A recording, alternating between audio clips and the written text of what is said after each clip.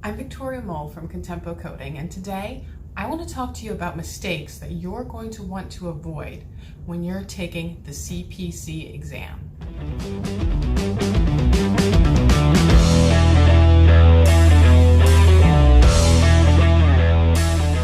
The first mistake you're going to want to avoid is arriving late to the exam. There should be 2 times posted on the AAPC website. The first is going to be the book check-in time, and the second will be the exam start time. Doors will close at exam start time, and you will not be allowed in the door after exam start time. So if the start time is 8 o'clock and you get at 8:01, you will not be permitted inside the door because the doors will be closed and no one else will be permitted inside the door. You at that point will basically have to turn around and go back home and reschedule your exam. So you do not want to be late. You should receive contact information for the exam proctors. Make sure you keep their cell phone numbers handy, so in case there is some sort of extreme emergency, like there's a traffic jam nearby, you could actually contact them and they might give you some leniency. They don't have to, but they might, depending on the circumstances, give you some leniency in that area if it is truly an emergency situation. If it's an area you're unfamiliar with, you might even want to check it out ahead of time to make sure that you're going to the right maybe area of the hospital or to the right hospital campus, or that there's not going to be some sort of traffic situation that you wouldn't be aware of unless you actually did kind of a run through of the drive. My second tip is also related to time, and that is make sure you have all of the bubbles in your test grid filled in. So the AAPC exams are all done on a Scantron, so there's a little bubble sheet and you have to have your number 2 pencils and fill in all of the bubbles in the sheet. Now, if you don't finish in time, you don't want to leave blank bubbles that you don't have anything filled in. So keep a track of what time it is. Bring either an analog watch, because you're not allowed anything in the exam room that can transmit data, which includes those smartphones, smart watches, and even Fitbits. Nothing that can transmit data, an analog watch, or even an analog clock of some sort in case you're afraid there might not be a clock in the room, and sometimes there isn't. Keep an eye on that time, and if you see you're running down to your last few minutes and you don't have time to really look at those questions, just start filling in those bubbles, because at least then you have a 1 in 4 chance of getting something right versus not even filling it at all, which then you have 0 chance of getting it right. The next mistake you're going to want to avoid is to not pack any drinks or snacks. Most proctors will allow some snacks or drinks in the room. What I usually recommend is don't take anything that's going to be really crunchy, like potato chips, or really smelly, like tuna fish, because it could distract the other test takers. But things like Fig Newton bars, those are good options, cereal bars, things like that. So those are usually fine to take in the exam. Always check with your proctors though, just to make sure. But you wanna avoid not packing anything, because this is a 5-hour, 40-minute long exam, and there is a good chance that it's gonna go over your lunch time if you take the whole 5 hours and 40 minutes.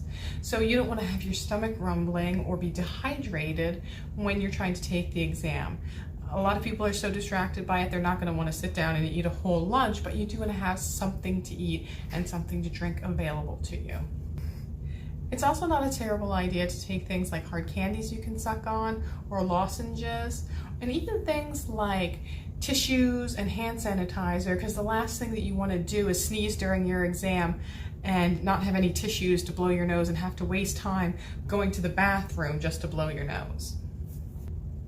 The next mistake you're going to want to avoid is not bringing the right books.